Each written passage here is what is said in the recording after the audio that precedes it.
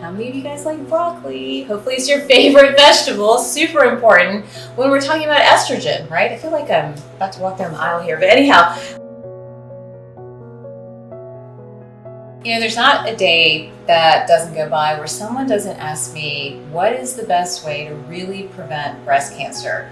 Now, you might have a mom or a sister or a loved one who's fighting breast cancer, and that needs all the treatment and all the support that they can get.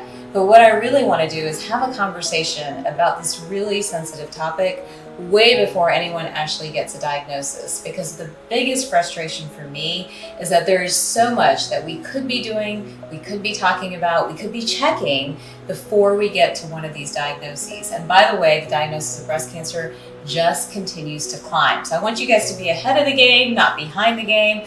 Breast cancer is in our family too. My mom got diagnosed a few years ago with a very, very mild form. And then more recently, I was starting to have some issues too. So I had to get back on track with what I'm about to show you today. The most important element that we can all pay attention to is our food, because food at the end of the day really is our medicine. So I'm going to show you what's in my refrigerator, and hopefully that'll help you as you try to think through how to make food your medicine in the fight against breast cancer. All right, what do we have in here? So we're going to start with some different ingredients.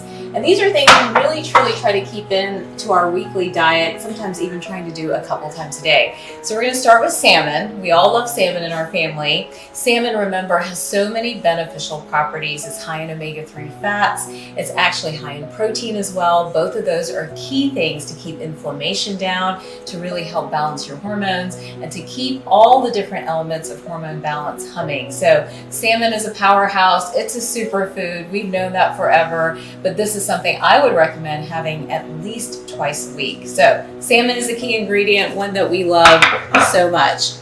Don't forget, I post new videos every Thursday. Hit subscribe.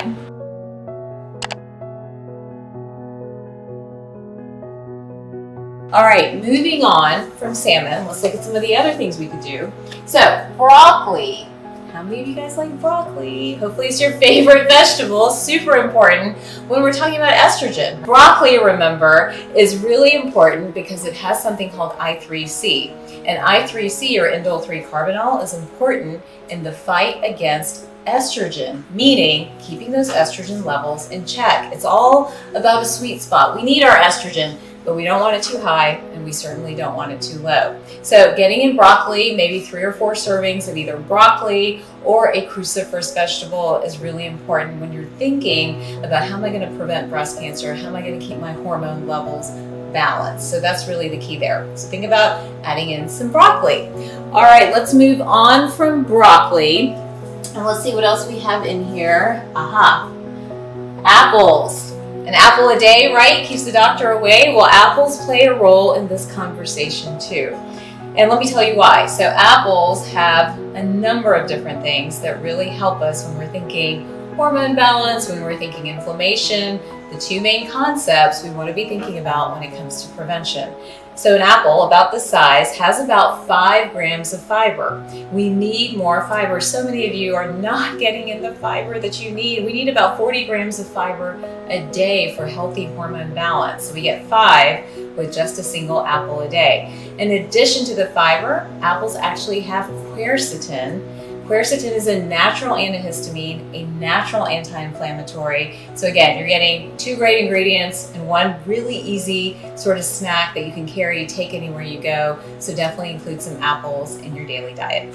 All right, apples. And then of course we have something that I hate even talking about this, because I think my mom's like gonna roll her eyes at me and say that like I just ripped it off from her. But this is actually turmeric root. I don't know if you guys have ever seen this before. You've probably seen turmeric more when it's sort of blended and put in a spice bottle, right? And you've used it maybe for different ingredients. Well, actually growing up, my mom would blend this and make us drink it. And yes, it stained everything yellow, but in Ayurveda, which again, she was exposed to, with her growing up, it was thought to balance women's hormones. It was also thought to lower inflammation. So you don't have to blend it like she did, but chop it up, add it to your favorite ingredients, Maybe add a little bit to one of your favorite smoothies or juices, because it really does, as science has shown us, it really does help balance estrogen levels, inflammation, and so much more. So turmeric root for us is a must-have. One more food to talk about here, eggs. So I actually think eggs are a superfood. I know they get so much flack and there's a lot of debate about eggs, but look, it's really hard to pack all these omega-3s, all these healthy fats, even protein in such a tiny serving. So as long as you're not overdoing eggs, eggs are a part of the prevention conversation, because again, we know that we need the protein, we know that we need the omega-3 fats.